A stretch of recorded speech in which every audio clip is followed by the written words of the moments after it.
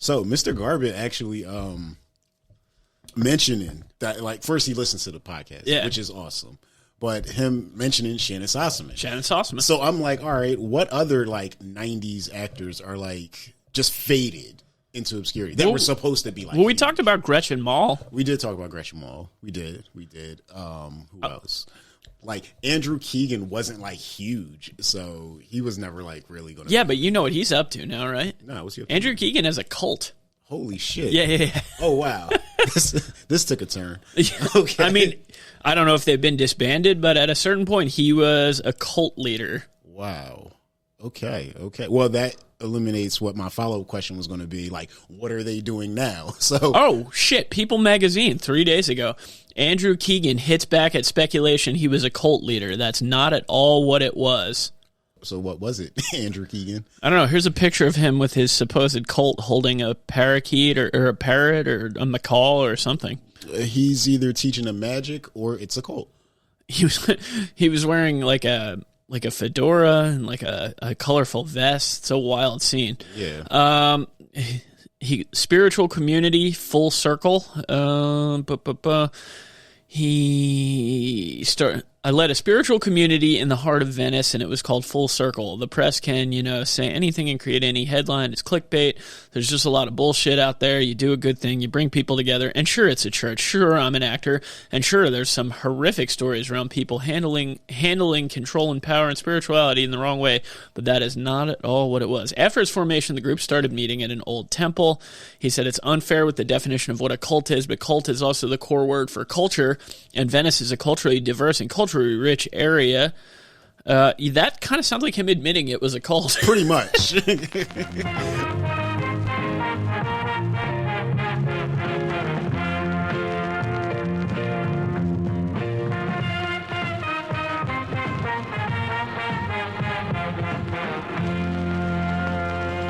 Good morning, good afternoon, good evening, and good night. You're listening to the cast covering the greatest collection of B through Z movies found anywhere on the internet. Ladies and gentlemen, welcome to episode 12 of Down the To-Be.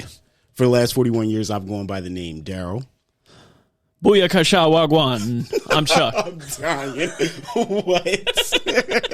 I'm just trying something different. I love it. We're a multicultural podcast here. All right. Okay. I was actually doing Ali G, but yeah. Ah, there we go.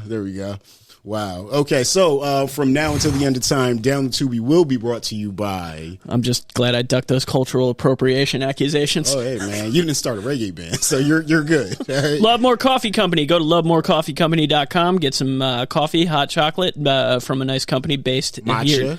Matcha, based in Atlantic County. Enter code DTT10 at checkout. Get yourself 10% off your order. That's lovemorecoffeecompany.com. DTT10. Holla. All right. So this is probably like the tubiest episode we've done so far. Why you say that? Well, sandwiched in between these two movies, we have, of course, season 3, episode 3 of Lesbian Homie.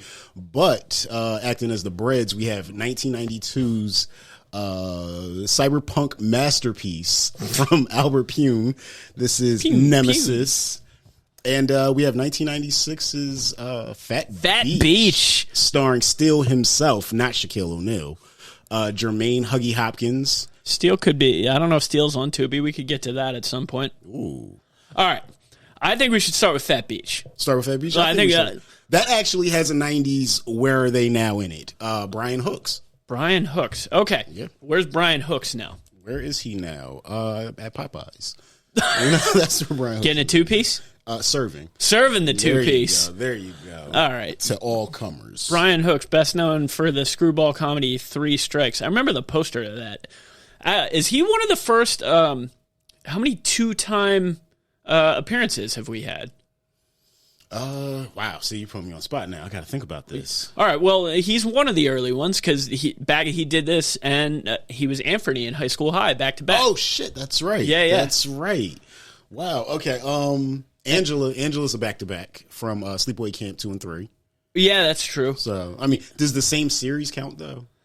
I don't know. It's a good question. Yeah. Yeah. So since 2011, he's done a bunch of stuff, but one thing on Wikipedia has a Wikipedia entry. Wow. Jason's Letter? Yeah, he was in something called LAPD African Cops. He was in another film Wait. What's that called? LAPD African Cops. He played Jamal. I need to find that.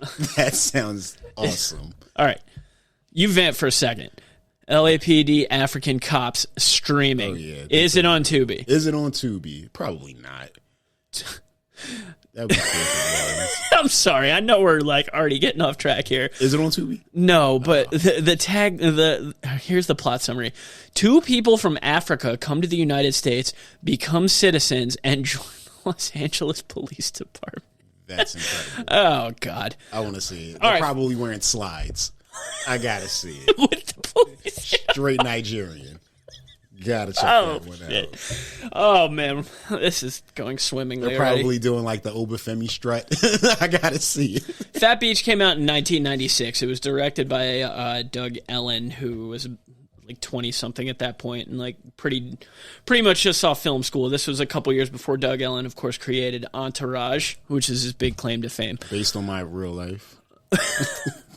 So this is the maybe one and only hip-hop beach musical. Yeah, the greatest. Let's just call it that. It stars, like you said, Huggy Hopkins from Juice. Coolio. Kinda. He's got like 3 appearances. Only speaks once. Can I just do this real quick before we move on? Yes. Juice? That was a good one. Deep Blue Sea. Shout out Chappelle. Oh yeah. Okay. So, and Tiny Lister's in it for like 20 seconds too, but we'll get to that. When I saw him, I was like, Zeus! So first off, I watched this on Tubi, and it looks like it's ripped straight from a VHS. It's absolutely. a really, really low quality. Oh, yeah. So we open with Huggy Hopkins playing Benny King, and he's on the beach getting fed grapes by some girls, and he spies the baddest of baddies, who is gonna... Candace is gonna keep showing up in his dreams as the movie goes. And then in his actual life. He's wearing a very 90s neon-colored tracksuit. Oh, yeah. And then when he tears it away. And there's a banana hammock underneath, so... There you get your fat guy in a little coat it's like leopard joke. Skin too. So he's daydreaming in the shower, it turns out. Yeah. And my first, okay. Oh, wait, hold on. What do you have? Why does he have a fucking girly calendar in the shower? In the shower. What is that? What is the purpose of that? How does it not get wet?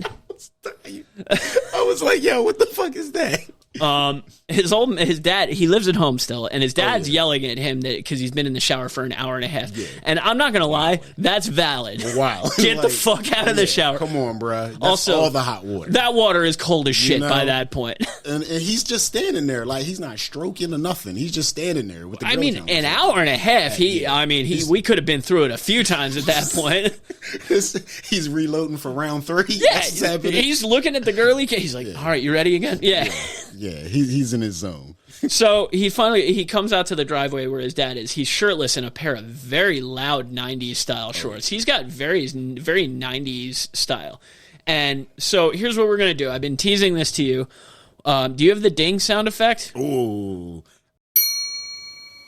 Benny's dad makes a comment about how he's fat. I would like to count out how many jokes and how many comments, how much mileage does this movie get out of the fact that this man is overweight. All right, that's one. All right, that's one. That's our game for this movie.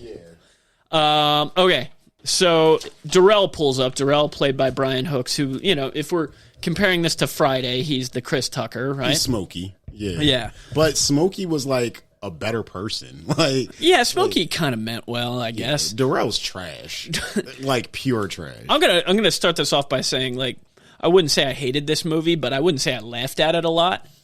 I didn't laugh too much. But Darryl has a girl in the car with him, and he calls her Trisha. Trisha. She goes, my name's Teresa, and he says, Trisha's just my little pet name for you, which is kind of funny. I was like, since when is Trisha a pet name for Teresa? I was like, that's ridiculous. I think that might be the crux of the joke.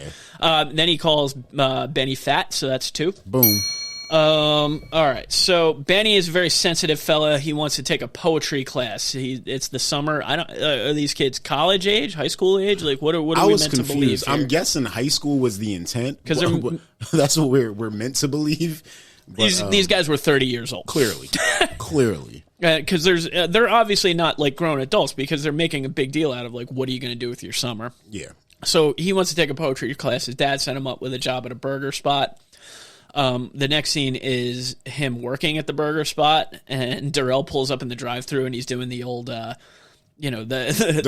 intercom is staticky, that old prank where it's like, I like to, like that thing. Yeah. Darryl ain't shit though, because he berated him for going to work and then went to his job to fuck with him, like with a different girl, in a different car. Darryl always definitely not Darryl always has a scheme. He wants to hustle. He's somehow got his hand on a box of Bobo sunglasses. Yeah, he wants to go hustle them at the beach. He was like, "We'll make $5,000, selling $5 a piece." I was like, "That is not 1,000 sunglasses." No, that might be 200. Right. He says, it says a thing about being an artist, and Darryl says, "You think Van Gogh don't get laid?" Yeah. How you going to be a great writer like Van Gogh if you don't fuck somebody? You think Van Gogh don't get laid? All right. Going through this, maybe Darryl had a couple lines. He's got a couple. Benny hallucinates the baddie again, and a large lady who was waiting on her food says he was looking at me with lust in his eyes. Damn. When that happened, I was like, Benny might have issues. Because you know how my man in Sidekicks was just completely emergent. We get to, I do like call that out at some point. Like maybe Benny needs some medication. Yes. Because it seems like he's having a hard time living in the real world. Yeah. He decides to bail. He books it to Darrell's on his sister's bike, which I guess is kind of a funny visual. Yo, Darryl, let's go get some beach bitches. Well, yeah, and Darrell's about to get down. Yeah. By the way, Dana's her name. Complex did an oral history of this movie, and Brian Hooks did say that, like, still to this day, occasionally somebody will come up to him and be like, "Where's the beach bitches?" I'm dying. That is and he awesome. said he has to think about it. He's like, "Oh, right, Phat Beach." It's like, dude, no one else is shouting anything else to you. No. Like, you gotta remember that at least. Come on. Yeah, nobody's quoting 3 strikes. Right? He calls Benny a fat little chubby weasel, so that's 3. All right. So, God damn. Actually, like, I wrote down like some of Benny's funny lines, and he's got a couple. Or Darryl rather, and Benny stressed that his boss is going to call home. And leave a message on the machine that he left the job, and Darryl goes, "You want me to cut the phone wires? I'll smooth cut them motherfuckers." Smooth. That was kind of funny. His family is leaving for vacation without him. I guess he's got to stay because he's working at his job. Yeah. His sister calls him a fat ass. Mark that down. Yep. He calls her a midget back. We'll call that a slur. That's a slur. That's a slur. And here's where it starts to get a little dicey. Darryl gets on the phone with his boss as his dad. As his dad, yeah. And he calls him fatty and fat, both in that same conversation. I don't know if that counts for 1 or 2. No, that's 2. Okay. And then immediately after that, Benny says, "I got a little thinner there. What you think?" And he goes, "Thinner than an elephant." So what are we at already? We're like 18 minutes into this movie. And we're at 8 fat jokes. Jesus Christ. Goodness. Now, when they left, that's when I was like, oh, this is a homeboy Home Alone movie, and the mission is to get some buns. Mm-hmm. Like, that's what this turned into. I was like, okay. Got it. So Benny's dad has a fancy Mercedes that he's like very protective over. Mm-hmm.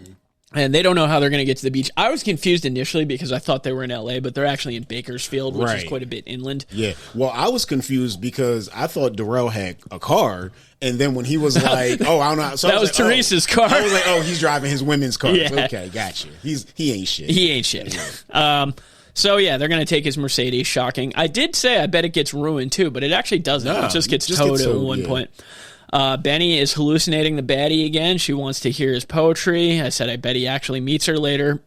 Wait, is this around the time when they both fall asleep driving the car?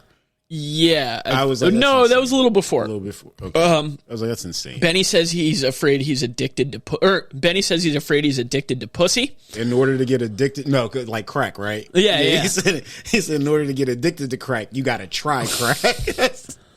Darryl, like the real shitbag friend he is, takes Benny to the ATM to take out his last $300. So At that point, I wanted to make a note about the wardrobe because they're dressed like surfers. Benny's wearing a Mr. Zog Sex Wax shirt, which is a product I used to use to wax down my surfboard quite a bit. Okay. So maybe Benny's a low-key surfer. Maybe. And Darryl is wearing an O'Neill shirt, which is like a 90s surfer brand. Like, they just, like, pulled that shit out of wardrobe. They're like, here's what we have that fits you. Yeah, that was definitely not out of their own closets. There we go. Yeah. So Benny falls asleep at the wheel and goes into oncoming traffic, which is a bit that's stolen right out of Planes, Trains, and Automobiles. It's the exact same thing. That's wild, though. Like, how are we both falling asleep in the car? Like, that's crazy. In broad daylight. Well, guess what? When they wake up and everything becomes okay, Darryl calls him a fat, stupid motherfucker. Ding. Goodness. So then we get, at different points here, we get some quick cutbacks to his family, and they're just really brief and really pointless. They're in the minivan. His dad took a wrong turn, and they're lost. Yeah. So now the daughter says something, and he's like, nah, you're too young to read, sweetheart. Take a nap. I was like, the fuck? So now Benny and Darryl are getting food at a diner, and there's another runner here where Benny is just constantly hungry, and I don't believe that I counted those as fat references, but that could be a whole other thing. So they're once again having a talk about Benny's weight. Just to talk about Benny's weight, or do we? Man, I must have been fucking high when I wrote this. It says, Darryl says he more like the fat boys to get pussy. Does that mean he wants him to look more like the fat boys, or pretend? Because I think at some point later he says he's one of the fat boys. She's like, which one? He said, the fat one. Like, I don't know. Are we counting that? Yes. You know what? I mean, we can. Yeah, that's 10. We're counting. So they pick up two girls who are eating in bikinis in this diner. Yeah, it just rolls up on them. Just joins them at the table. Yeah, Darryl says they Swedish or Swishish or some shit like that. Of course, Darryl is driving and he gets pulled over. And it being California in the 90s, they're lucky it all goes smoothly. Yeah, seriously. They do. I think they get pulled over again at one point, and they're very, like, comically like, hey, which I guess is a joke. It's mostly just kind of sad. Yeah.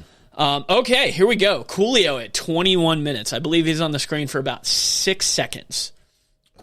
Playing Coolio. Coolio? Okay. We should have timed it. I don't think Coolio is on screen for more than 90 seconds. Well, before that, wait, Coolio before? Oh, yeah, because they see him. Yeah. At the desk. When they're checking in at the hotel. That's right. Yeah. That's right. They leave their new foreign friends, the girls in the bikinis, who, by the way, never get dressed. No. At the hotel. They wear the same clothes and, yeah. And there's a real, like, not funny bit where Darryl does that slow, like, this person doesn't speak English. Like, we are going out. That was never funny. Yeah, they're not deaf. So there's kind of like a nice shot of them at the beach at magic hour because they go to check out the beach and they're talking about how they're going to hustle sunglasses. Followed by our first tits of the movie at 22:47.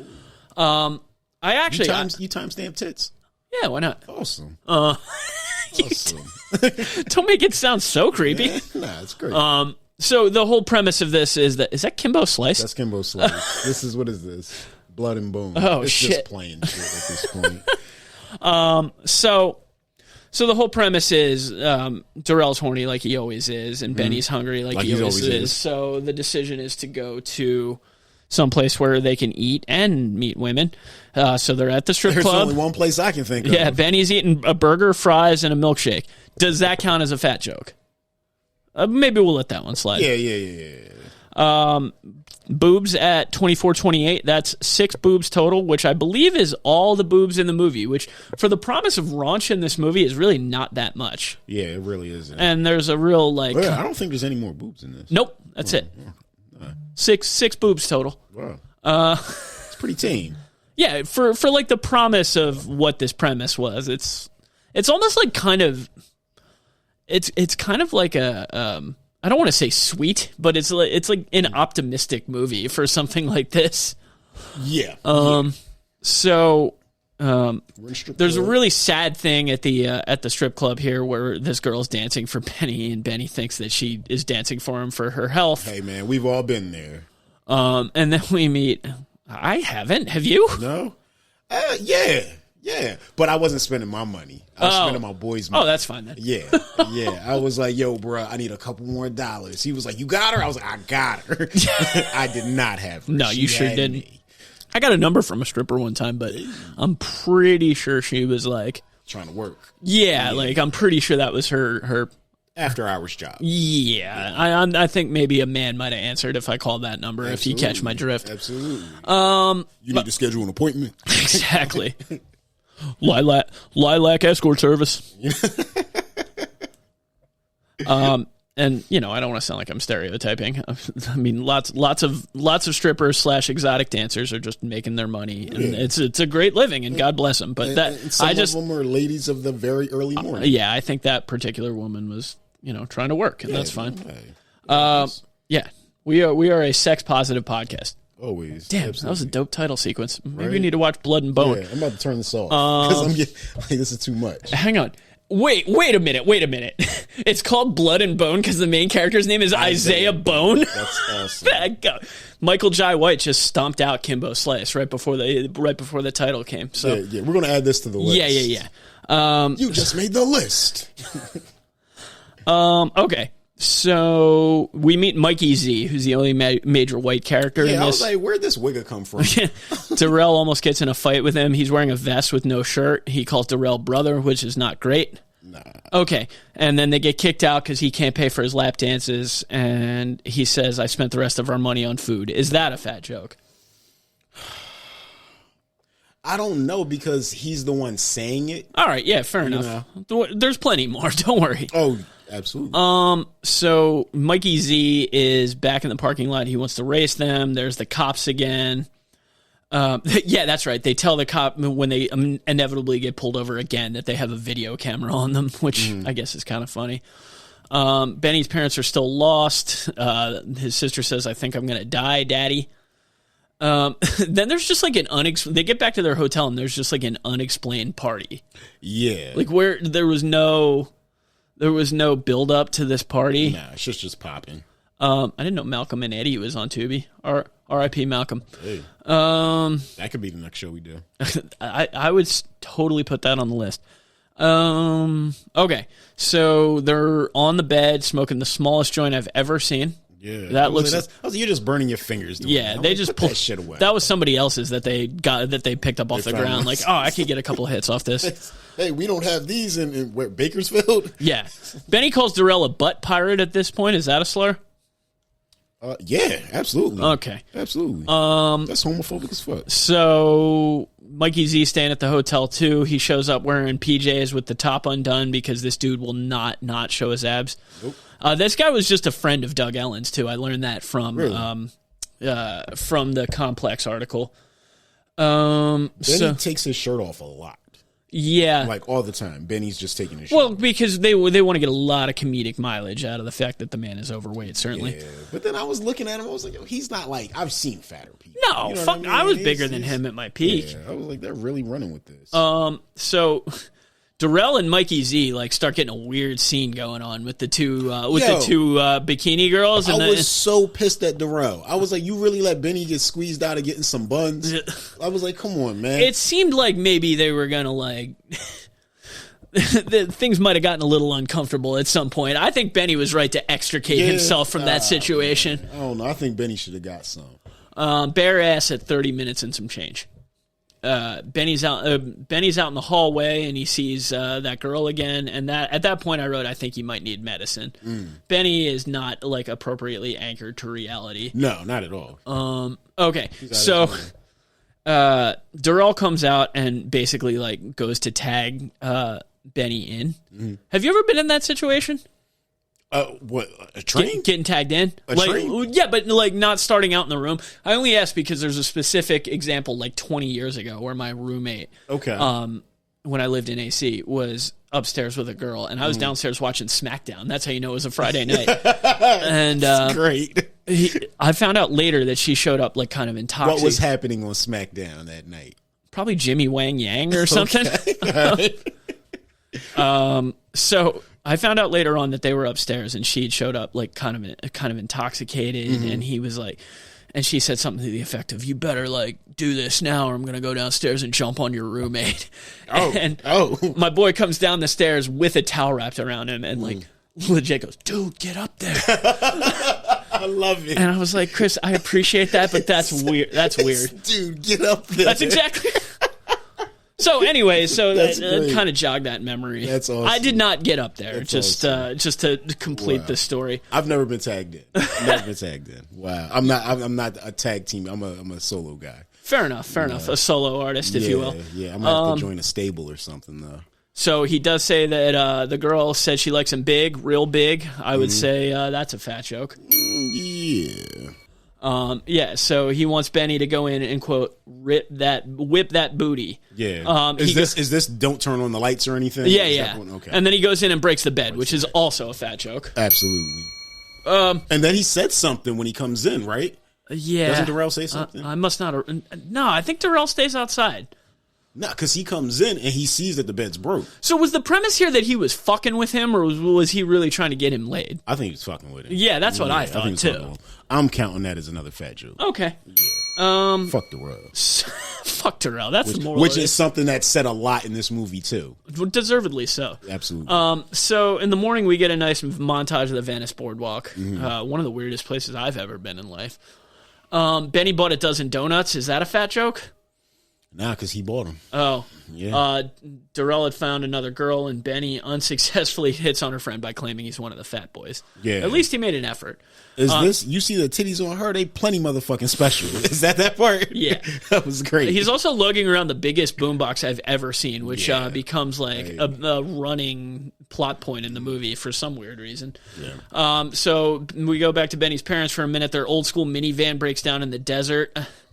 And we're back with Benny and Darryl. Benny says he's hungry. Darryl says, as big as you can live on your stomach for like 2 or 3 weeks. Fat joke. Mark that down.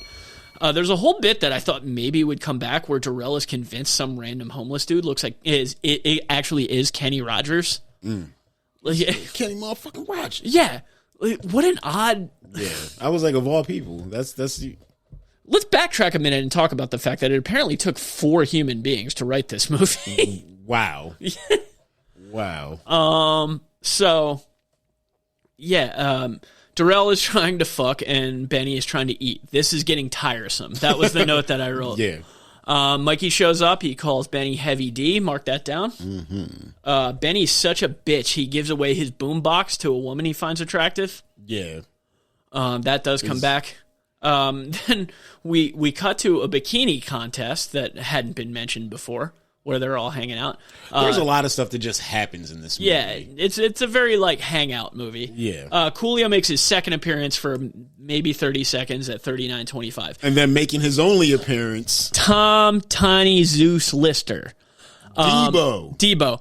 And he's in this movie less than Coolio. The joke is that he's a giant guy and Darrell's hitting on his girl. Mm-hmm. He tells him to knock it off, and that's it. You do not see him again in this movie. He doesn't hit anyone. They gave this guy, I don't know, what do you think, $1,000 to show up for a day? At least.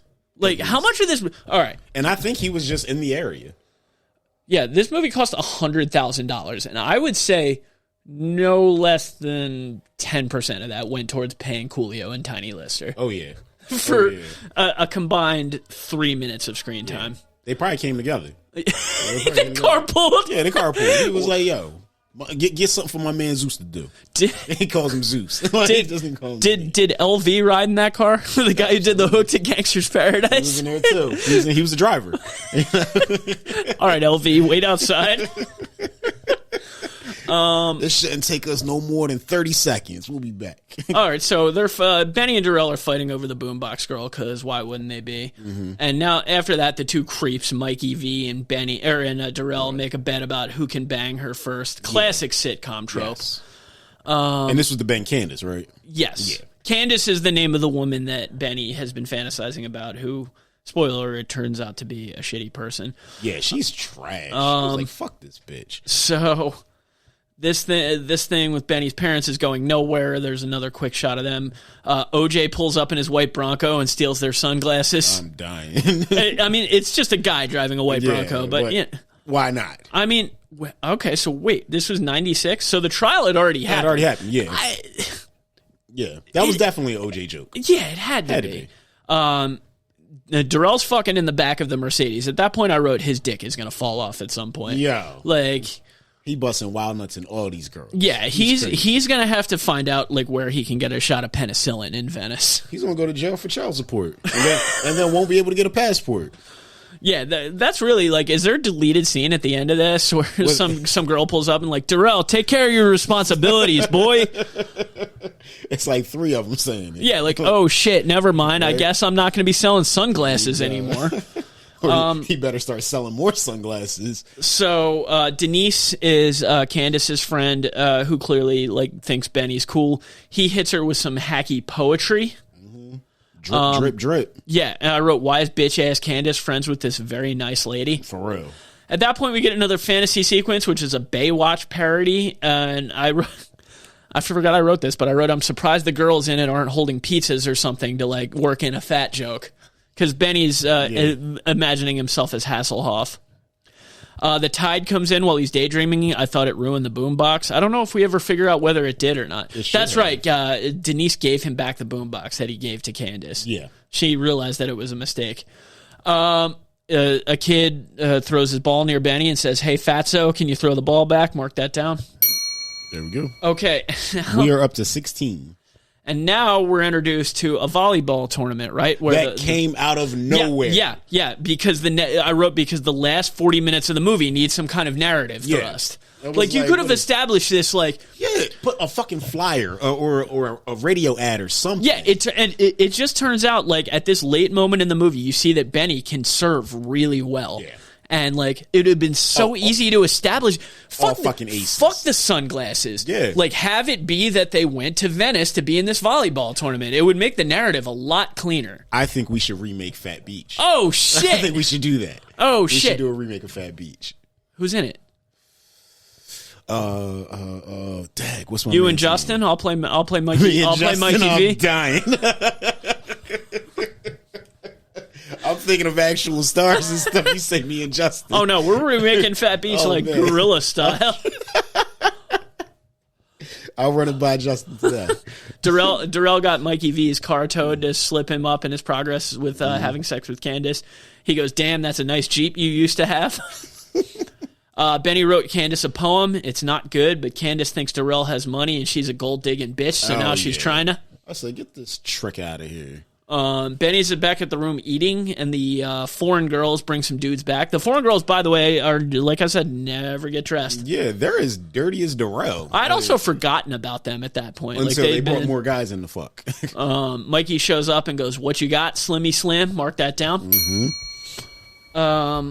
So Benny wants the keys to the Mercedes back, but Mikey is in the process of getting it towed. At that point, I wrote Darryl is a wild piece of shit. Yep. At that moment, he kind of acknowledges that he's a wild piece of shit, but I'm not sure like that's enough. Benny's parents show up again. I wrote, I wonder if they cut a bunch of this because like that's such an you could have lost every single scene with his parents until the payoff, which, spoiler alert, is they end up at the exact same fucking hotel next door to one another. Yeah. Like, this is really just a big budget not big budget, because it's a big screen sitcom. Yeah. So Benny's dad says to his mom, how about some lovin' for Mr. Peppy? Oh, yeah. I was like, is that what he calls his penis? They're in the hotel bed. I said I should try that line sometime.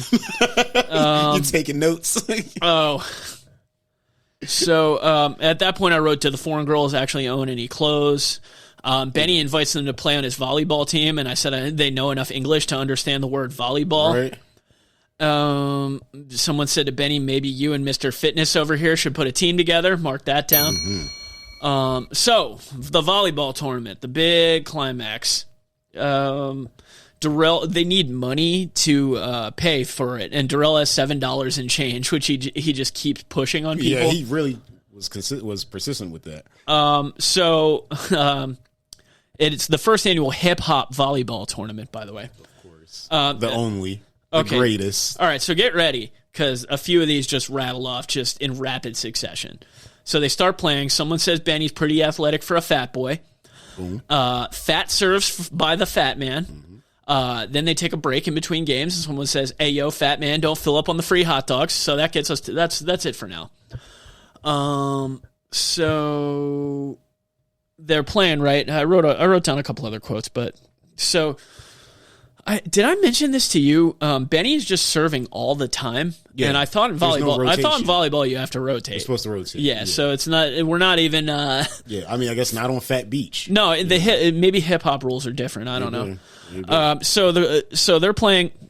The team is Benny and Darryl and the Inga and Olga or whatever the fuck their names are. Right, 4 of them. Hold on. We got to circle back a little bit. Please. Because I think you skipped over one of the best lines in the entire movie. I might have it written down. This is a $12 T-shirt you just ruined. Yeah, I had that written down, but I forgot the context. What? Because Darryl was messing with Candace, but then he messed with the friend before. Yeah. Then the friend was like, yeah, he got a Mercedes. So then Candace was pushing up. Yeah. Then the friend was looking for him. He dipped on her to go back to the other girl. Yeah. And then that's when she found out what was going on and splashed the drink in his face. Right, yeah. Everybody figured out that Darryl was full of shit. Basically.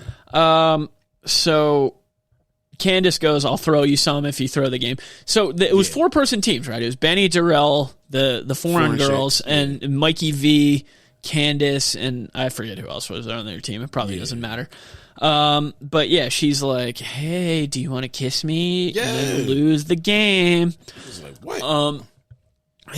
They do figure out that they're staying at the same hotel. His dad gets pissed. They had a confrontation where Benny's like, "Dad, I got to do this." They show up at the volleyball game. His dad applauds him for showing some resolve and like setting his mind to something, whatever. And then his sister proceeds to call him a fatso. And you know what? Darryl has actually a moment in here where he kind of redeems himself a little bit when he finds out that Benny is like into Candace. He was like, "Oh, nah, get her away from me." He kind of like walks away from her and doesn't want anything to do with it. Yeah. Once he finds out Benny wants that. He does say something to the effect of like, "I didn't know, man. Yeah. Like, I didn't know like you were really." Yeah. And then when she's on the ground and she's trying to tell Benny, "Oh, kiss me," or whatever. My man Darryl, now he's my man. He was like, "Fuck Darryl." He was like, "Let that bitch cry." I was like, yes, that's exactly it. Yeah, see, Darryl, there's some good in Darryl. He's just misguided. Yeah. The score to the movie's hilarious. It's definitely like some sitcom shit. Yeah. The score, it's like made for TV, like not made for like network television. It's like late night Cinemax type music. It's like really bad. Yeah, and we did get some like low level performances, by the way, at that random party in the middle. Yeah. So of course they win.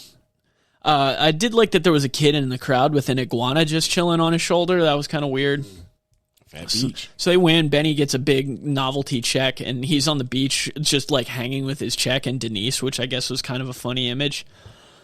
We get about 4 more seconds of Coolio here. Mm-hmm. I wrote that Benny tricks Darryl and Mikey into a moment of gay panic. I can't remember exactly what that was.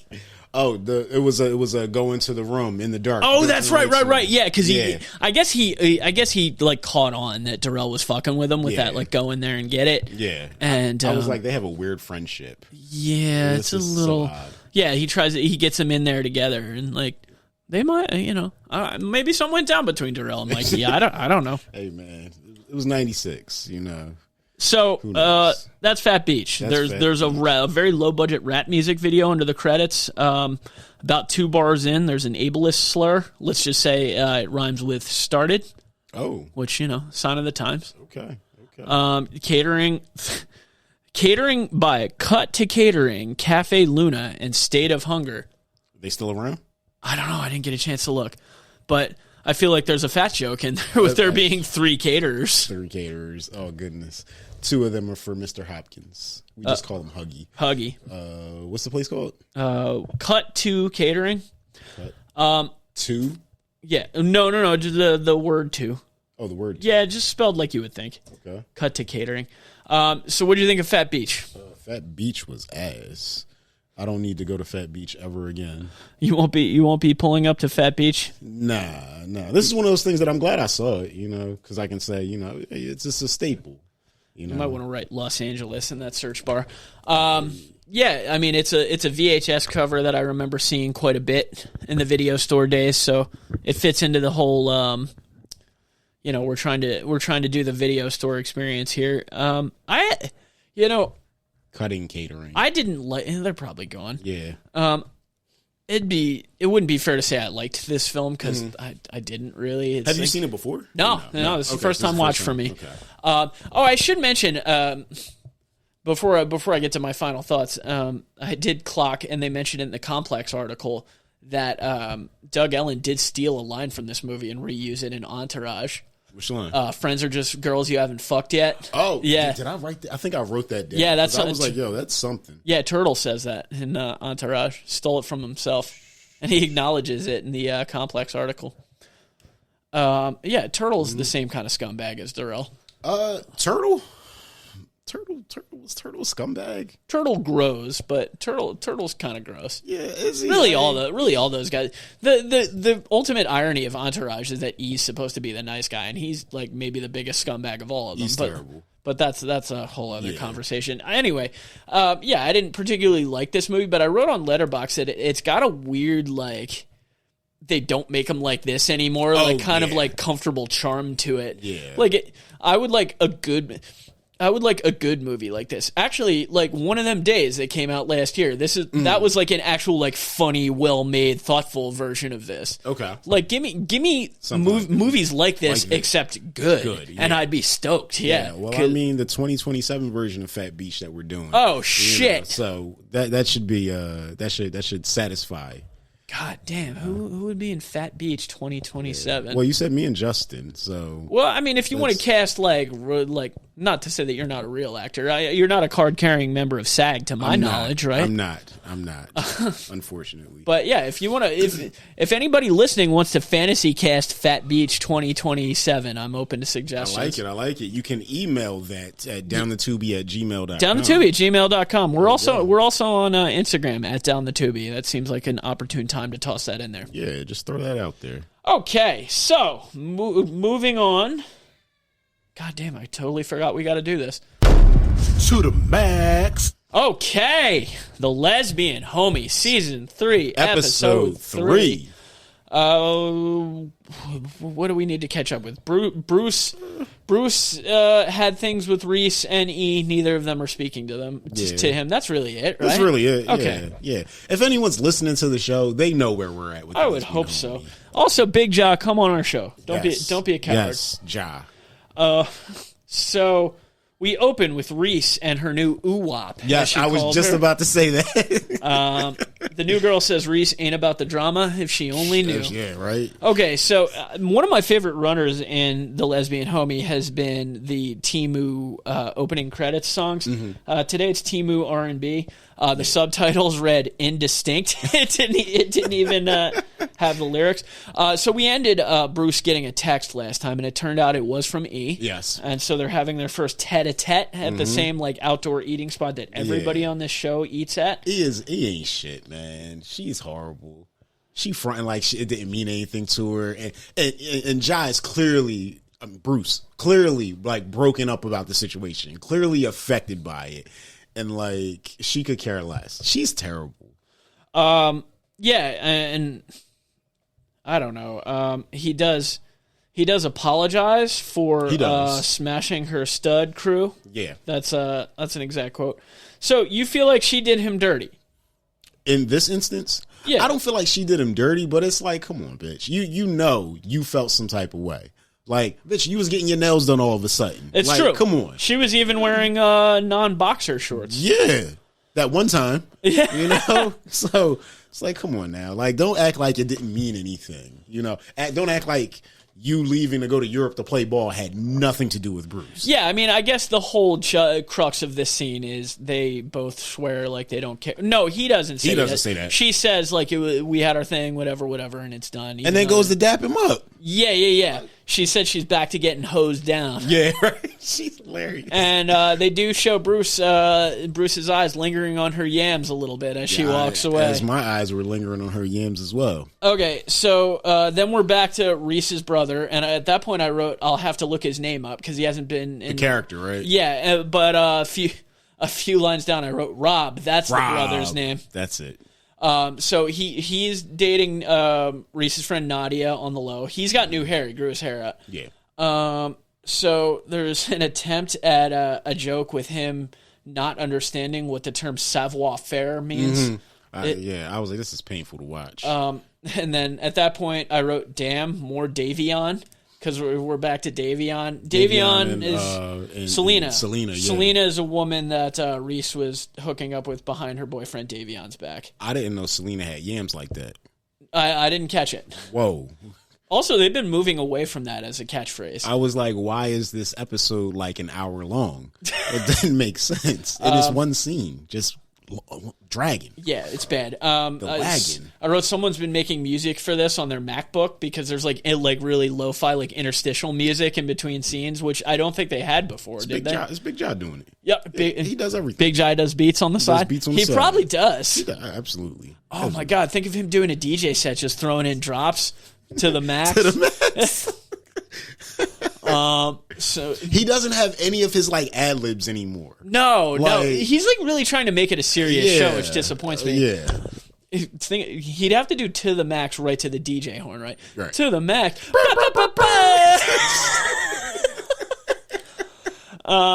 So now comes the only scene that makes this episode worth watching. And it's just Bruce and Tay with the boys. And the other guy and other guys just talking shit. Games of our lives. I wrote down quite a bit of shit here. They're pretty good. Tay mentions that he had a thing going on with there's a guy in the corner that kind of looks like a chubbier Lil Wayne. Who's wearing a red hat, who absolutely kills this whole scene. Yeah. Tay says that he's got a thing with Reese, and he goes, "You smashing Paul's brother, Maurice?" Yeah, Maurice. That was legitimately funny. No, Rob's sister Reese. He said, "This guy also." Teresa. He also says that Bruce is trying to take over a world of studs, like the Infinity Stunts. That's awesome. That's so good. He calls him Ruben Stuttered Ass. Yeah, Ruben Stuttered Ass. Yeah. Okay. Gaze of our lives. Okay, so at this point, I want to have a quick sidebar. Okay. Are these two really studs? Because I think they're pretty attractive. Which isn't part of that whole thing being like a little like butch? Yes. Okay. I didn't want to say it. Reese and E. Yeah. In real life. Yeah. No, I think they're straight. I mean, even like. Oh, in the context of the series? Can any gay woman be a stud, or do you have to have a certain vibe about you? Shit, did I just break your brain? You have to have a certain vibe about you. Yeah, because the chick that Reese is messing with isn't a stud. No. Definitely not. That's definitely the ooh-wop. Yeah, that's the ooh-wop. Yeah. I like that word. I might start using that. Good. That's the ooh-wop. Yes. Tay drops a house sway. Yeah. Houseway. Houseway. I saw Sway in Central Park one time. Yeah? Yeah, years and years ago. He had the hat on? Oh, hell yeah, he did. Sway.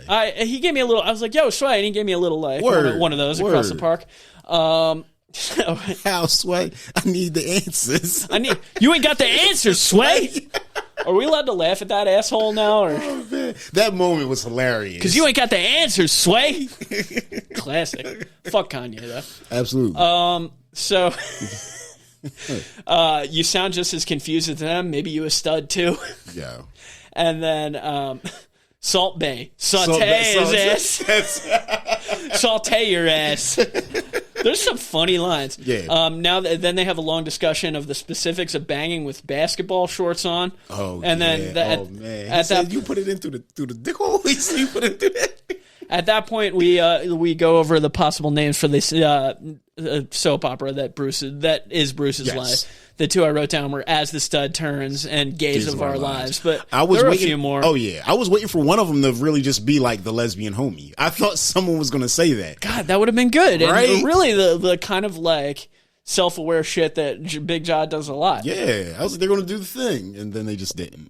But they said other funny shit. All right, so Selena is hanging with some woman I don't recognize, and then it all blows up. Selena gets a call from some girl who's like, your man Davion ate my pussy. Right? I was like, God damn. She's very forward. Right? She's like, look, let's cut to the chase. All right? Yeah, she goes... I said, at least we got some plot development here. At least something happened. Yes. For characters that came out of nowhere originally. And Selena, I guess, has a tough look on her face because her friend said she had the beat a bitch ass bounce. Yo, and the whole time that she's like, her friend is there and they're going through this, I'm like, yo, she better be going with her. Like, yeah, and then she's not. Ride with her. Yeah, and then she doesn't show. And you know what she says? What do you say? She says, I'm not about to be on World Star. Dying. Because she would have definitely ended up on World Star. Definitely. Okay, so back to Nadia and Reese.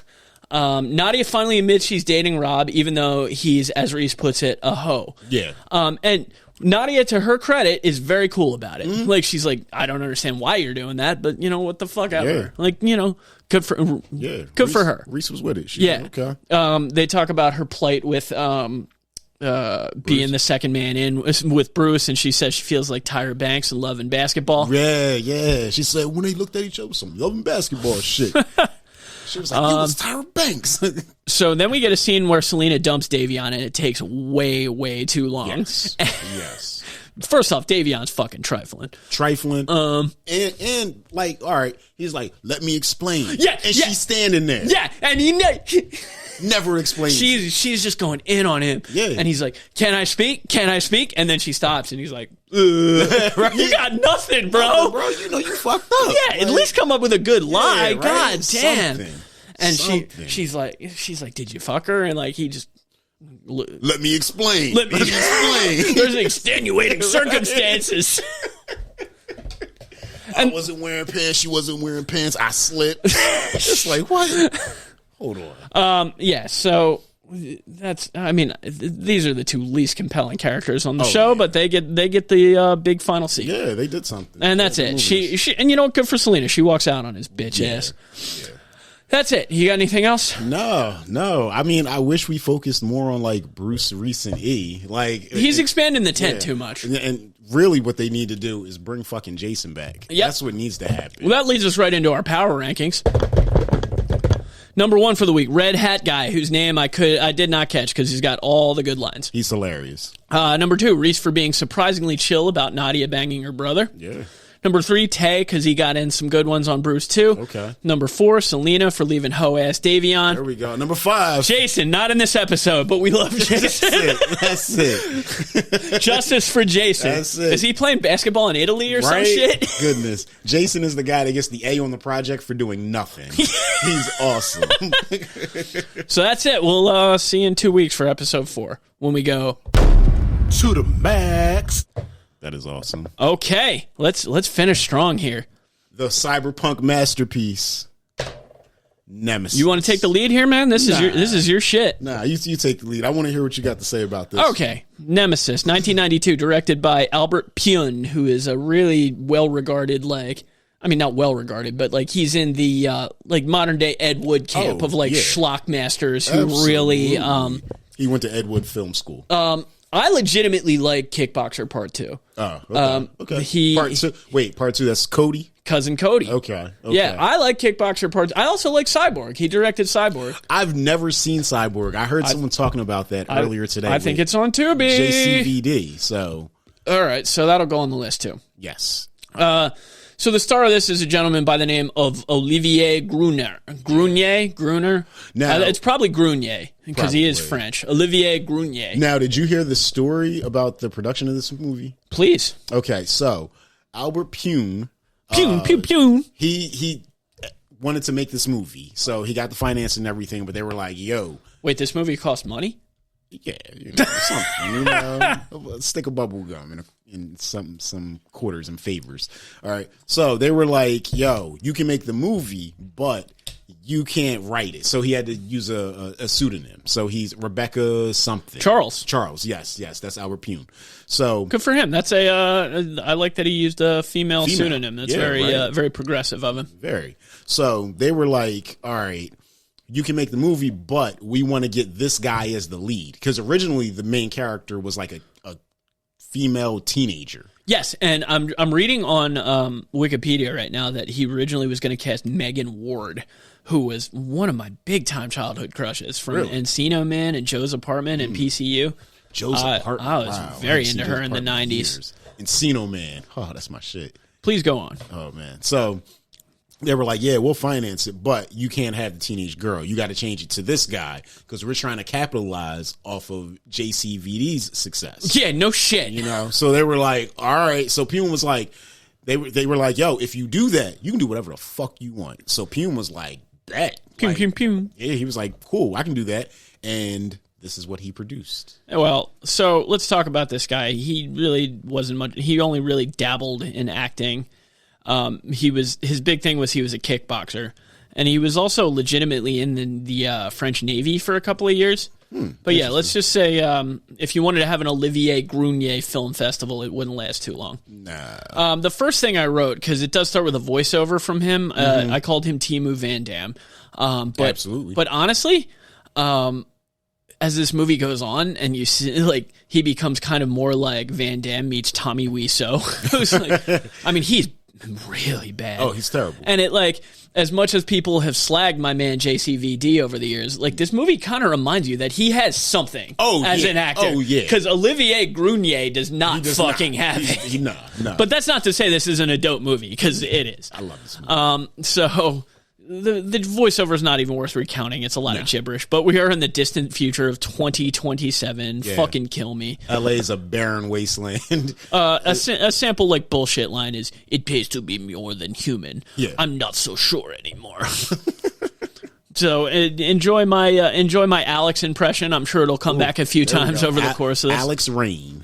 So we go to a very strangely lit sex scene that appears to be taking place in Kramer's apartment from the Kenny Rogers episode of Seinfeld. Okay. Just like blinding red lights. There's a couple really interesting lighting choices here. Are we counting that as 2 Kenny Rogers references? Oh shit. I didn't that? Absolutely. All right, here we go. Multiple Kenny Rogers references.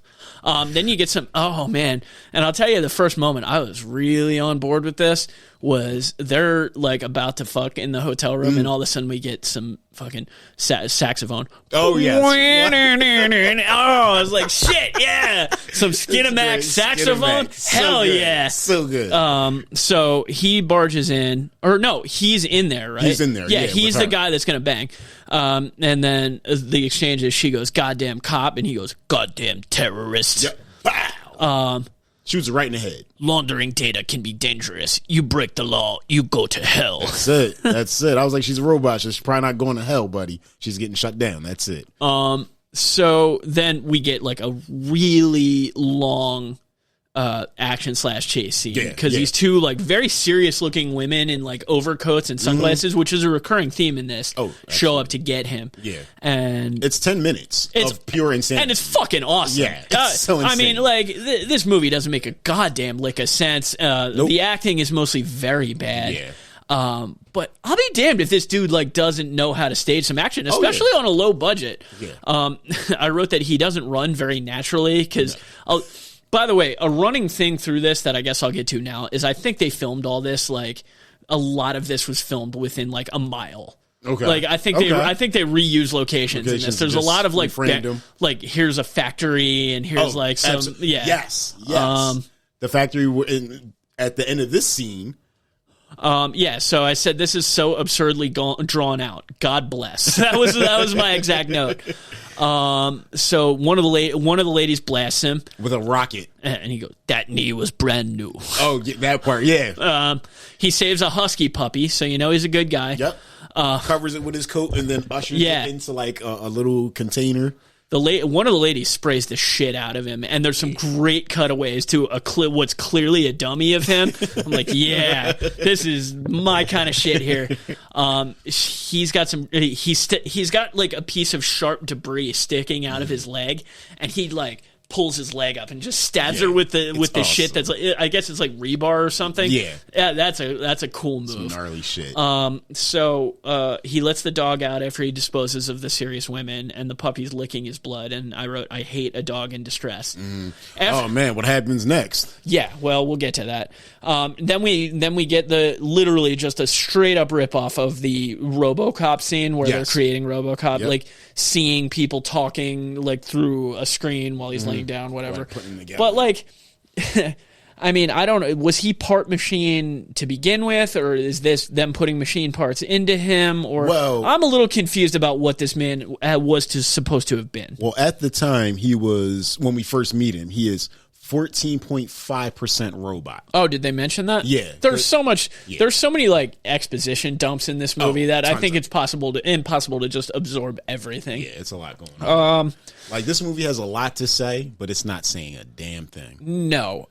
So then we're in Baja, New America, which I don't know where they shot it actually. It's supposed to be Mexico. Yeah. He's back. Now, another running thing here, and I'd like to piece together like the order this movie was shot in, is this man's hair. Because like his hair is kind of moppy in this whole first scene, and then afterwards he's rocking a crew cut in Baja, New America. And it's got to be a while after because the husky's fully grown. Yes, husky's fully grown. And he's getting revenge on Rosaria. Yeah, Rosaria, continuing our tradition of darkened white women. Because that woman is in no way Latina. I found her name. Not. It's like Jennifer Lawley, I believe. What's she doing in Mexico? Well, whatever she's doing, Alex smokes the shit out of her and her she friend. Wasn't doing it that long. Then we get a good line via via voiceover where he's going on, and he goes, I really wanted to tell her all this, but she was dead. Two more very serious ladies show up and say it's time for Alex to go back to work. Now, was this Jared, his former lover? I don't fucking know, man. I think so. Jared and Sam. Okay. A lot of the women in this movie have men's names, by the way. So it seems like a lot of people got gender swapped during production. Absolutely. So we get a little Blade Runner-y here. We find out that Alex cared about a synthetic once. Jared. So I don't think that was Jared, because doesn't he talk about Jared? He goes, I think he's talking about Jared to them. Wait, we see Jared. Because I thought we only because I think he says to Jared that about them caring about each other. And she was like, I loved you. And she was like, I'm synthetic. Okay. And he was like, then she said, I didn't say I wasn't real or something like that. Look, man, I'll take your word for it. Yeah. So they kill his dog. Kill them all. Sam. Fuck this. Yeah. Kill them all. Sam kills the dog. Was John Wick inspired by Nemesis? Absolutely. That's what I think too. I think so too. Actually, I believe. Hang on a minute. Oh, is there some connection? Let me just confirm this, because I believe that to be the case. Nemesis 2. Starring Chad Stahelski. Yep. That's the director and creator of John Wick. Yeah, man. Yeah. Shit. Wow. Open your third eye, bro. Okay. So then we're a year later, right? Yes. In, what was it called? New Rio. Wait. Is this after he gets kidnapped before that? No, because in the next scene is New Rio, where he's trying his hand at smuggling. This is in the warehouse again, right? Yeah, but now it's a blue shade to it. Yeah, what the fuck? We went from pure red to pure blue. Is there any way I could work Kenny Rogers joke into that? I don't think so. But yeah, there's some interesting lighting choices in this. Yeah. And he's got an absurd wig on. Yes. And this is his third hairdo in 23 minutes of this film. That hair department was working overtime. It's very weird. Some dude had a gun in his head and shoots him. Says LAPD wants him for an assignment. Alex isn't very good at any of his jobs. No. Do you know who that man with the gun in his head was? No. A very young Jackie Earle Haley. Oh, shit. I didn't know it at the time. I did a little research. So we meet the bad guys, including his old boss, Farnsworth. Commissioner Farnsworth. Allegedly. Yeah. One of the dudes has like the exact same generic Eastern European accent as Alex. So at that point, he got kidnapped. Yeah. So they're going to see him in the prison he's in. Yeah. And now he's got a mullet. Right. So that's four hairdos. Yes. So how long was he in prison? Like, and did they cut the front for him? Yeah, I mean, hey, business. It's time, you know? He had the Alexis, the old school Alexis. There we go. That one took a minute. I'm like, wait. I was like, oh, got it. Okay. The oldest young Mexican I know. I love that, dude. You guys, sometimes we make jokes about children that go to our school. And it's all out of love. That's it. I love that, dude. He's awesome. So, they hooked a bomb to Alex's heart. Yes. The U.S. and Japan... okay, so this is where... The U.S. and Japan have merged. They're afraid the, quote, slant-eyed bastards are going to get rid of the commissioner, and they stole some security plans or something. Yeah. They're not clear. I didn't timestamp that slur. I'm sorry. One of the other guys that hangs out with Farnsworth has a legit like Nazi German accent. Oh yeah. We are going to get the plans, Alex. Is that? I'm trying to think who's the actor. That's not Brian James, is it? Yeah, it's Brian James. Who the fuck is Brian James? Where would I know him from? Blade Runner. Oh, okay. So they stole some actors from Blade Runner too, as well as a bunch of ideas. So they go on, and I wrote this info dump is hurting my head. What happened to Show Don't Tell?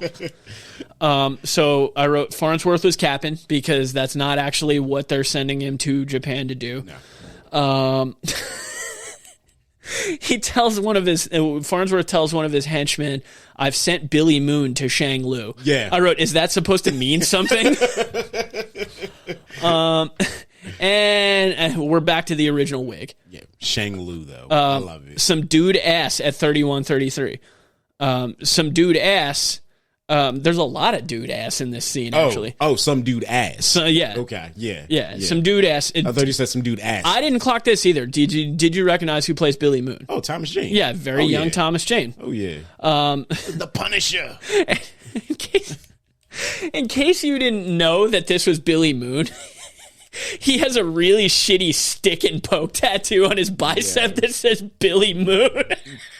Just in case he forgot. In case he didn't know. Identification? Check that out. Oh. Check that out. How do I know you're really Billy Moon? Here you go. There you go, right there. So the lady gives Billy anyone not named Billy Moon get this tattoo? The lady gives Billy some top as a thank you for all the help. Yeah. And that was another dude name for Jared and scroll up. Yeah. Jared and I'm gonna go to the cast. It was Julian. Yep. So Alex goes to check into the hotel that they're staying at. He can't pay. He has to pay with yen. Mm-hmm. And that's Chosen. Yeah, from Karate Kid Part 2. Oh, is it? Yeah. He says American is so very, how you say, questionable. Yes, and I wrote true. So even in '92, they knew. This is actually they're in like Indonesia or something. It's not even Japan. No, it's not even a little bit Japan. The locations of this movie are also very questionable. Yeah. The hotel desk guy is being spied on by our man Cary Hiroyuki Tagawa, rest in peace. Shang Tsung, who already had gray hair in 1992, which he really, I didn't realize he had a super dye job as Shang Tsung. Yeah. Your soul is mine.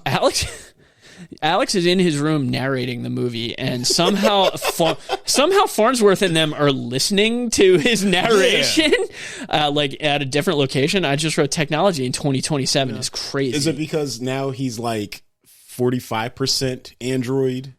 Yeah, I don't know, man. They got a tracker on him. Well, he's got the bomb in his chest. Some female ass inside boob around 37:30. Yep. Kill him later. I want you to fuck me now. Billy Moon's like a little bit thirsty. Yeah. So all right. So we get Cary Hiroyuki Tagawa, who is a born Japanese man, who is doing like a ridiculous like Moana Hawaiian accent.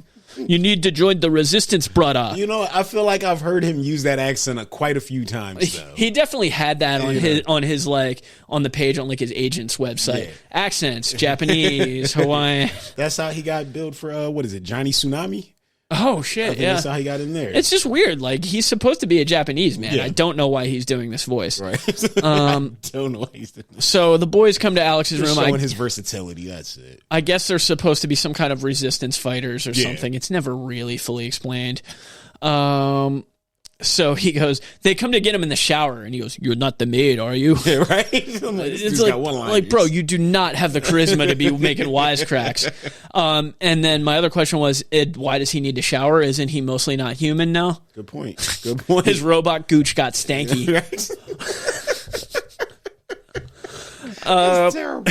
Oh, robot gooch. I don't know, man. You might have to cut most of this episode. It's all staying. I'm in rare form today. Oh, man. Some more dude ass at 4602. Dude ass. Farnsworth has a surveillance unit in Alex's eye, which still does not explain why Farnsworth could hear the voiceover. True. Then we get a big Jared's dead. They explain that Jared died.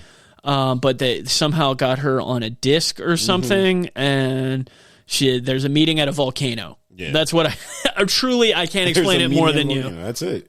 That's it. I love though that when Alex is like, "Yeah, there's a bomb in my chest," and Shang Tsung is like, "Oh, word, there's a bomb. We got to get the fuck out of here." Oh, that's right. Yeah, they're like, he said, "Fuck off." He's like, "We leaving, brother." Yeah, right. So then the actual bad guys show up. There's a big shootout. Julian gets killed. Oh, yeah. And she got probably the coolest fucking thing in this movie. Alex needs to get away, and he shoots through several levels of this hotel and falls to the ground floor. So sick. Yeah, it was like 7 levels. So sick. Yeah, I love that he screamed the whole time. He was like, ah! Yeah, at that point I wrote, holy shit, this movie is bunk, but the action is a blast. Unbelievable. Unbelievable. So now the two dudes that shoot into the room, and then who were they dealing with? Julian at the time? Yes. Yeah. Yo, no, that's Jared. That's Jared. Yeah. Okay. Yeah, Jared gets killed, and they go look at her corpse, and you see a prosthetic titty at 5410. This movie takes place in like the year that like Streets of Rage takes place. Probably, like, yeah. You watch how these people are dressed and shit. Like straight out of Streets of Rage. So at that point, you find out that like Julian's consciousness is not just on a disc. He can actually like speak to her on like a little. So at that point, I started calling her Cell Phone Julian. Okay. Cell Phone Julian explains to him that Farnsworth is actually a cyborg that replaced the real Farnsworth. Sam wants to replace all humans with cyborg. And I said, well, at least that seems of the time, because aren't we doing that like right now? Absolutely. And then the best part of the movie, the old lady with the gun. Holy shit. Yo, when man turned his back, she said. Yeah, so it's just one of the shot him like 6 times. One of the random bad guys on the street, right? Yeah. Like gets into it with this woman, like 70s, at least maybe 80. Mind her business. She pulls a big ass gun out of her purse and just sprays this dude. Shane Lewis crazy. And goes, "Teach you to fuck with me, you fucking cyborgs." Fucking bravo. Hell yeah. I wrote, why do most of the men have women, or most of the women have men's names? We covered that. Wait till you see Nemesis 2. So we're at a warehouse, right? Yes. Yeah, because I just wrote these action scenes have zero business going this hard, bro. I wrote the concrete coated water slide was crazy because there's another fight at this warehouse and he goes sliding and like I used to work with concrete sometimes, like it's just like a chute that it goes down. This looks like a repurposed water slide because there's like 3-4 different rows of shit. Okay, and he's just going down getting coated in concrete. That shit was awesome. Alex gets saved by Max Impact. A sort of feral, short-haired woman who had not shown up to I was just gonna say, you'll never guess, it's a female. Yeah. So they're getting away from the bad guys, right? And somehow this warehouse was built by like an idyllic little river with a waterfall. Because they get like 20 feet from the warehouse and just jump down this cliff and then like float down a river. I was saying, this movie throws everything. So I wrote, they probably should have ADR'd Max Impact because it's really hard to understand what she's saying a lot of the time. Yeah, it's pretty bad. So Max Impact drugs him and ties him up. Yeah, and you can scam me if you want. Yeah, so they end up at the warehouse belonging to the resistance fighters, who we find out at this point are known as the Hammerheads, right? Hammerheads, yeah, the Red Army Hammerheads. At that point, I wrote that Max Impact is basically a marble-mouthed Lori Petty, because she really does kind of look like her, like in like the Tank Girl era. Yeah, like in Point Break, she's kind of got that same haircut. Okay. Yeah, she does. She does. Okay. Nice that they paid Cary Tagawa to come back for a second scene, because he's been gone for. Cary Tagawa is kind of on the Coolio and Phat Beach plan in this movie. After he backed out of the room when he said he had a bomb, we haven't seen him since then. Yeah, I mean, in '92, he was the biggest star in this movie. Yeah, by far. Because I can't remember if this was before or after Rising Sun. Let me see. Yeah, definitely. That's insane. They're at their secret warehouse. I guess the warehouse isn't so secret because the bad guys pull up on them. And there's another big shootout. Because why not? And I would just like to say at this point that I fucking miss squibs.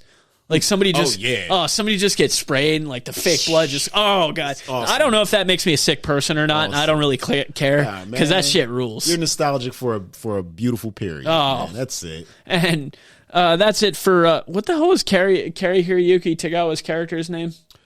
Angie Liv. Angie Liv gets killed here. Now hold on. Now that's a man. His name is Angie Liv. So Max Impact female, Jared female, Julian female, like. All these names, like, definitely a gender swap going on. Don't question the methods of the god of this shit, Albert Pyun. You're right. Did you know he directed the 80s version of Captain America? I did know that. Oh, shit. I did know that. It's not on Tubi, though. I want you to vamp for a second, because I want to know what other Albert Pyun movies there are on Tubi that we can do. On Tubi? So, Albert, we do a Tubi podcast. Yeah. I'm trying to think, does he have anything else? So, at that point, Angie Liv, Angie dies. I just made that joke up on the spot. That was pretty good. Thanks, man. So we're getting another long action scene here. Yep. At this point. Sorry, I lost my place. Eventually we get the grenade launcher. I think all these action scenes were filmed more or less in the same place. So there's a big chase, and I like that they kind of like run through this shanty town, like these little homes that people live in, and there's a great reaction shot from like a little female child in a crop top when Alex and Max are walking through the house, like this really like surprised look, like what the fuck's going on here? Like it's actually kind of a quiet MVP of the movie. And then you see the parent, who once again looks like a Moana reject. Fake Farnsworth is trying to kill them, and he's holding the shotty with one gloved hand, Michael Jackson style. So they kill Fake Farnsworth with a grenade launcher, or so they think, right? Yeah. But then he comes back. And so they make their way to the hotel clerk's secret airplane hangar that apparently exists that we had not heard about till this point. Of course. So hotel guys... If we didn't hear about a $10,000 volleyball beach tournament, then why should we know about the airplane? Maybe that's where they're going in the plane. They're going to the hip-hop beach volleyball tournament. Alex is all aces. He's coming there to face off against Benny King. How quick would you watch a Nemesis Phat Beach crossover? I'd watch it yesterday. All right. So then we get like the biggest, like just total Terminator ripoff, because the endoskeleton. Terminator Farnsworth has just had his skin melt off, and he's just like a robot skeleton. Just looks just like T-800. He's hanging onto the plane, and that shit is awesome. I mean, my man Albert Pyun like does a lot with a little at some different points in this movie, but this stop motion looks like shit. Get this out of here. It doesn't work. But Alex and his 8-pack are going to have to take care of this, because for some reason Alex is shirtless at this point. And look, if my abs look like that, I probably would be too. He gets scalped in the fight. Yeah. So they end up killing Robot Farnsworth. He gets fixed. Farnsworth? No, Alex gets fixed. Alex gets fixed, yeah. I wrote, I forget what the context of this line was. I wrote, "We own every part of you, then take it. It's yours anyway." That's right. Farnsworth is saying that to him before he gets killed. Right. Okay, now I remember it. He goes, they're hanging from the plane. He goes, "We own every part of you." He goes, "Then take it. It's yours anyway." And he rips off his own arm. That's right. So he gets fixed, and now him and Max Impact are partners and cyborg hunters. There we go. God bless. There we go. Now, if you think that gives you any indication of what's going to happen in Nemesis 2. Well, neither of them are in any of the other films, correct? And they don't pick up on that plot thread at all. Well, I read the speculation is that the second one was just a fucking script that they called Nemesis. Yeah. Oh, man. Just to... Which, by the way, I believe that about Kickboxer Part 3, but that's neither here nor there. Nemesis 2.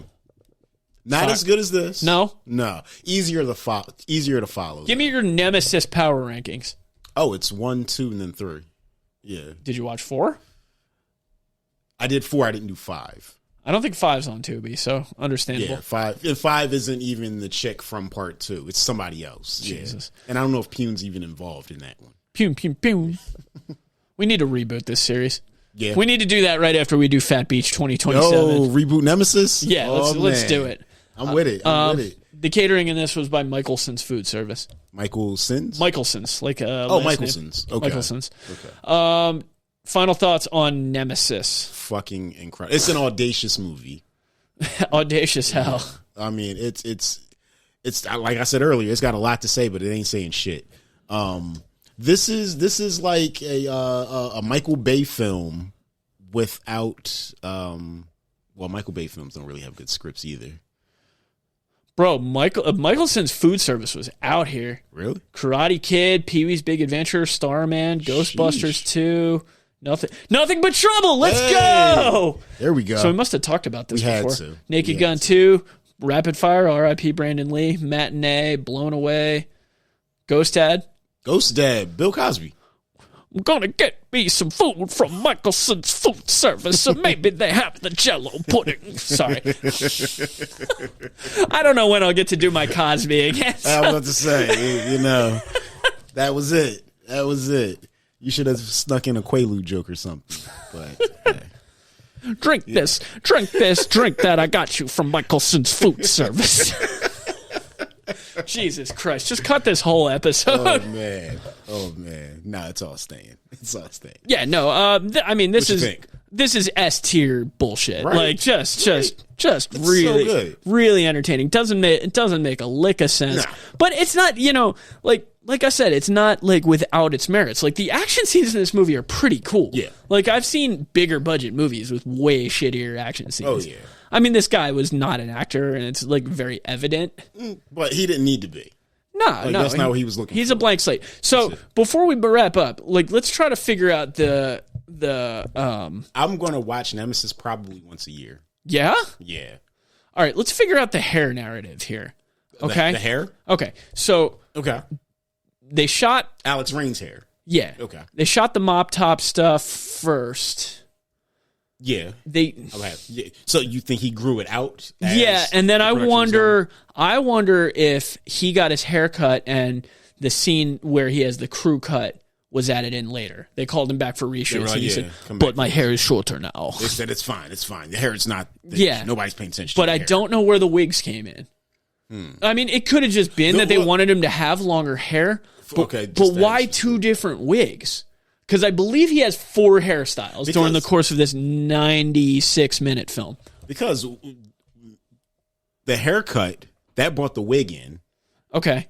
And I think, we start off with the short, then it grows out. No, we start out with the short, and then we go to the crew cut. Okay. Well, I'm thinking like chronologically. Okay. Not in the context of the film. Yeah. Go ahead. Go ahead. I'm thinking, those short haircut scenes were first. Wait, no, I can't. This is hurting my head, man. Yeah. God damn, I wish Albert Pune was still alive. Right. Olivier Grunier is still alive. So maybe we need to find him. Yeah, where's he at? Yeah, he's not doing anything. Tell us what was up with your hair in Nemesis, my guy. Look, he's still rocking the Mexico haircut. He's still got the flat top joint. Yeah. Now we're gonna see like he's doing films still. Fuck no, he's not. Nah, 2022. No, stop. man, he's chilling with Craig Bierko at the Super 8. Or he's like Frank Dukes, just like lying his ass off. Like, Damn. you know, I won a fighting tournament at one point. Goodness, he's the Al Bundy of oh, man. He's selling shoes, telling people, you know, I was the star of 1992's Nemesis. Like, I don't know what the fuck that is. Can I just Alex Ray? Can I just get this in a size 9? Can you shut the fuck up? Right? What are you talking about, my guy? Yeah, no.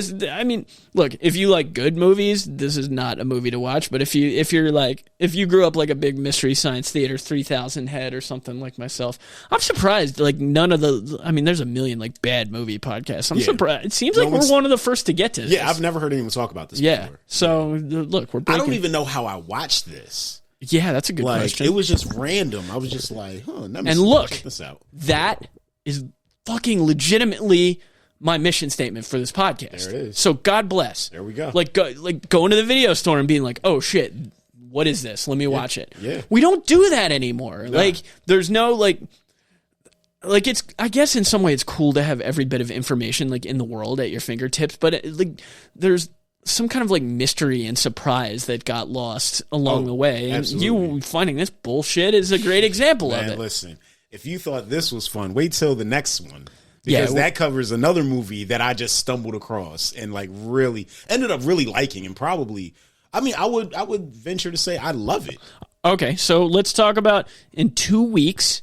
We are finally going to get to the very first hip-hop whodunit, Who's the Man, which is a movie we've been circling for quite a while. Yes, very excited to get to that. There it is, right there. Very excited. Starring Dr. Dre and Ed Lover. Not that Dr. Dre, in case you're a young person who doesn't remember. What were they on, MTV? Yeah, MTV. Yo MTV Raps. Yeah. All right, so tell me about this other movie we're doing. In America, it's called Yes, Madam, but overseas, it's called In the Line of Duty 2, The Super Cop. So am I going to be lost if I didn't see In the Line of Duty 1? Nope. Because what it is, it's a spinoff of Super Cops, the Jackie Chan franchise. Oh. And Michelle Yeoh's character was a part of those. Oh, shit. Michelle Yeoh's in it? Future Academy Award winner Michelle Yeoh? Yes. Wow. Like, I'm so mad that her and Cynthia Whitrock. Cynthia Rothrock, man. Put some respect on that name. I am so pissed that like they didn't do like more of these, because this one is so fucking good. Cynthia Rothrock is a legitimate B-movie legend. Yeah. I'm glad that we're getting to her with the 13th episode. Yes, I'm very excited for this one. All right, that's all I know about it is that Cynthia Rothrock is in it. So, and now I know Michelle Yeoh is in it. So that's it. Fucking Who's the Man and In the Line of Duty 2, The Super Cops, which look, it has the thumbnail for it on Tubi looks like the most like 1992 like right. The graphic design is not up to stuff. It's a generic VHS cover. Oh boy, basically it. But look, there she is right there. Cynthia Rothrock, Sworn to Justice. Yeah, is this her too in Honor and Glory? City Cops, that's definitely her too. That's her in Martial Law. We could do a fucking Cynthia Rothrock month, it looks like. Shoot. Let me see if there's a better image. Not for the listeners, obviously. So what else in closing? Well, we can't say go Sixers. We can't say go Flyers. Go Phils. I'm not saying that. Why? Who's your baseball team? I'm a Yankees fan, man. I quit the podcast. Fuck out of here. Yankees. All right. Go to lovemorecoffeecompany.com. Get some coffee, some hot chocolate, some matcha, whatever your little heart desires. Matcha. Look, I know the warm weather's coming, but you can always make iced coffee. You can, and you can always make iced matcha. Yeah, there you go. Look, look at us giving you ideas. LoveMoreCoffeeCompany.com. Local coffee. They're very active with LGBTQ plus community. Yeah, and that's cool. We're down with everybody here on Down the Tubi. Absolutely. And get yourself 10% off. Enter DTT10 at checkout. We have a off-week episode out now where we review They Live. We're going to have another one coming out. Where we talk about Let's keep it under wraps. Yeah, let's keep it under wraps. That's right. Yeah, because we don't. We're leaving people in suspense there for that. You got to tune in for the 0.5s. Writhing anticipation. Yeah. All right. So, fuck the Yankees. Fuck the Phils. Fuck the Sixers. Quite honestly. Absolutely. Fuck Daryl Morey. Fuck Daryl Morey. Yeah. I agree. Yeah. Get him out of here. Fuck Josh Harris. Ooh, fuck Josh Harris. Fuck Josh Harris. Wasn't he on the Epstein list? You know, wait, what was he? I'm pretty sure Josh appeared in the Epstein files. But let's not get perjurous here. Let's end the podcast.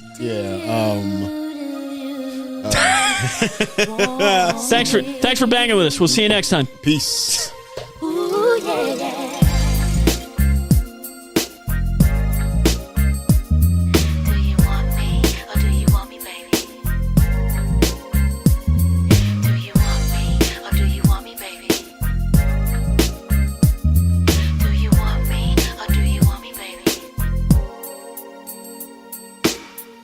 It's a good day and this weather's got me feeling high.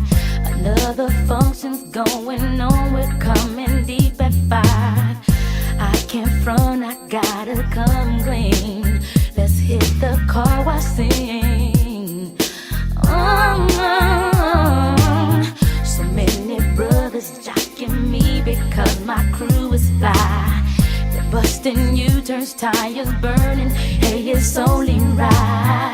It's getting crazy, shake the spot, I'm on my way to another place. Do you want me? Is he jocking you, or is he jocking me? Is he jocking you, or is he jocking me? Is he jocking you, or is he jocking me? Is he jocking you, or is he jocking me? Once again, this song, no need to play a hey.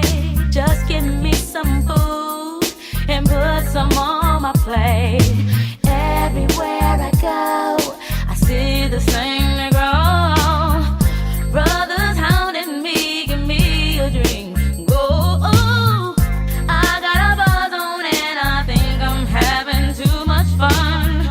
Pass my keys off to my girl, cause I'm gonna give me some.